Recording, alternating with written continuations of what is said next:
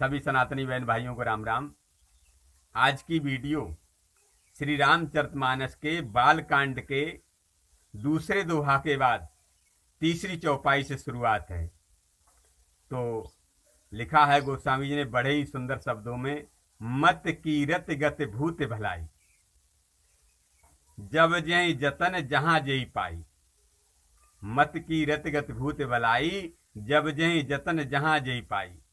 कि लिखा है जो भी जिसने भी सदगति पाई है, जिसने भी ऐश्वर्य पाया है, जिसने भी सम्मान पाया है, जिसने भी प्रभुता प्राप्त की है, वो केवल और केवल सत्संग का ही प्रभाव है।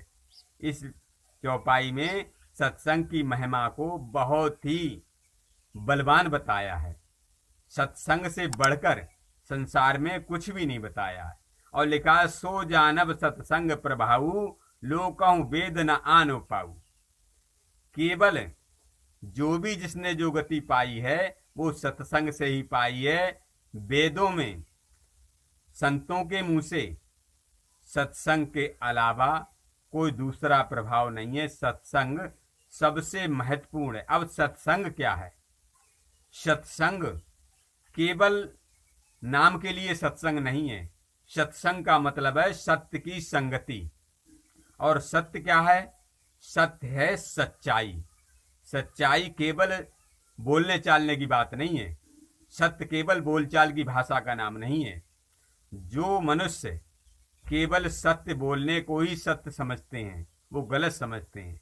सत्य तो केवल एक क्रिया है, सत्य कर्म है, सत्य धर्म है, सत्य सनातन है, सत्य ही परमात्मा है। मैंने पिछली वीडियो में भी बताया था सत्य किसे कहते हैं। जैसे मान लीजिए आप सत्य बोलते हैं, एक गाय, एक निर्दोष गाय आपके सामने दौड़ती जा रही है, पीछे से दो कसाई तलवार लिए आ रहे हैं और आपसे पूछें क्या कोई इधर से गाय गई? अगर आप झूठ बोल रहे हैं तो वो सत्य से भी बड़ा सत्य है। अगर आप झूठ बोल रहे हैं तो सत्य है, और सत्य बोल रहे हैं तो वो गलत हुआ, क्योंकि आपके सत्य बोलने की वजह से उस निर्दोष गौ माता की जान जाएगी। इसलिए सत्य केवल सत्य बोलना ही नहीं है, सत्य करना भी सत्य है। तो सत्संग का प्रभाव केवल सच्चाई के साथ, परमात्मा के साथ, अच्छाई के साथ बताया गया है। अच्छाई के साथ रहना, सत्य का साथ रहना है। तो लिखा है सो जानब सत्संग प्रभाऊ, लोकहु वेद न आन पाऊ। वेदों में भी सत्संग की महिमा सबसे बड़ी बताई है। एक दोहा है यहाँ पे कबीर साहब का, एक जगह लिखा है, मैंने पढ़ा कि राम संदेशा भेज दिया। राम ने बुलाने के लिए संदेशा भेजा कबीर साहब के लिए कि तुम्हारा काम संसार में खत्म हो गया, अब तुम आ जाओ, मरकर आ जाओ। तो लिखा राम संदेशा भेज दिया, दिया कबीरा रोए, जो आनंद सत्संग में सो वैकुंठ न होए। कि जो आनंद सत्संग में, संतों की संगति में, सत्य की संगति में जो आनंद प्राप्त हो रहा है, वो वैकुंठ में भी वो आनंद हमें प्राप्त नहीं हुआ। कबीरदास जी रोने लगे बुलावा को सुनकर कि जो आनंद सत्संग में है वो वैकुंठ में भी नहीं है। तो सत्संग का इतना बड़ा प्रभाव है। फिर लिखा है बिनु सत्संग विवेक न होई। अब ये भी बड़ी विडंबना है कि बिना सत्संग के बुद्धि नहीं आती है, ज्ञान की प्राप्ति नहीं होती है। बिनु सत्संग विवेक न होई, और राम कृपा बिन सुलभ न सोई। आप कितने भी यत्न कर लें, हम लोग कितने भी कोशिशें कर लें, जब तक प्रभु ने हमारे ऊपर दया दृष्टि नहीं डाली है, जब तक कि प्रभु की कृपा हमारे ऊपर नहीं है, तब तक हमें संतों की संगति भी नसीब नहीं होगी। ये अपने बस का काम नहीं है। गुरुजी बताया करते थे कि इंसान के कोई बस की बात नहीं है कि वो सत्संग में जा सके, संत को ढूंढ सके। ये तो हुक्म सौंपा जाता है संत के लिए परमात्मा द्वारा कि तुम्हें इतने लोगों को संसार में ढूंढकर और उन्हें नाम दीक्षा के सहारे जोड़कर उन्हें भक्ति पर लगाना है। गुरुजी कहा करते थे इस बात को कि एक एक को पकड़ के मैं सत्संग में लाता हूँ। जीव के कोई बस की बात नहीं वो सत्संग में अपनी मर्जी से आ सके, बड़े बहाने हैं। एक बात और कहा करते थे गुरुजी कि 100 काम छोड़ के आप भोजन छोड़ के भजन करिए और 1000 काम छोड़ के सत्संग करिए। क्यों? सत्संग की महिमा बहुत ही बड़ी महिमा है। तो लिखा है, बिनु सत्संग विवेक न होई, राम कृपा बिन सुलभ न सोई। सत्संगत मुद मंगल मूला। सत्संगति सारे अच्छे कर्मों की, सभी धर्मों की, सभी कर्मों की और सभी पुण्य कर्मों की जड़ है। मुद मंगल मूला, शुभ जड़ है। और लिखा है, सत्संगत मुद मंगल मूला, सोई फल सिद्ध सब साधन फूला।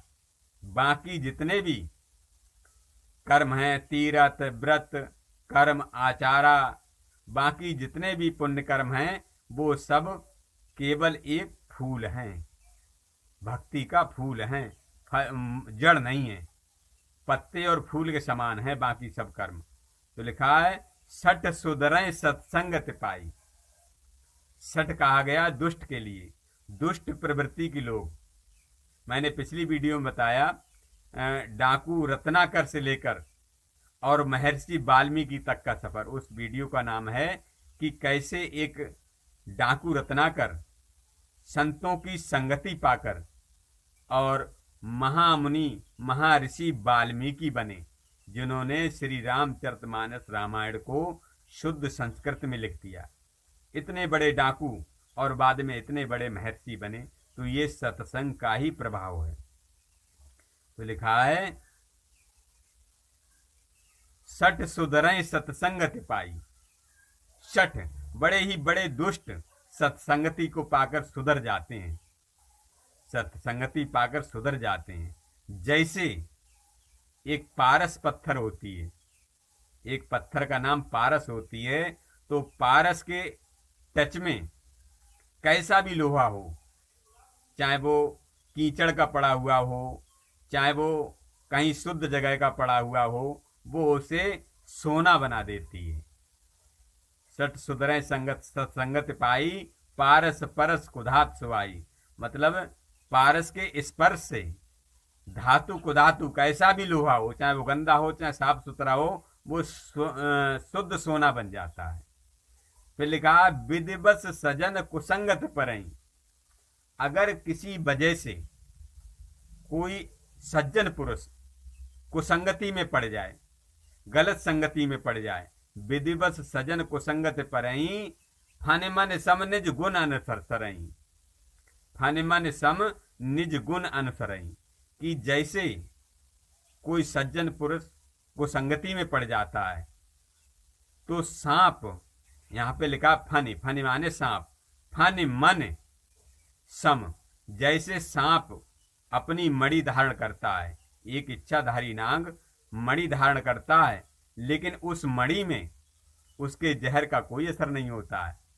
अपना गुण, अपना जहर उस मणि में नहीं समावेश होने देता है, वो जहर केवल अपने पास ही रखता है, उस मणि में जहर का कोई असर नहीं होता है। विधि बस सजन कुसंगत परई, फन मन सम निज गुण अनुसरई। उस मणि में सर्प के जहर का कोई असर नहीं होता है।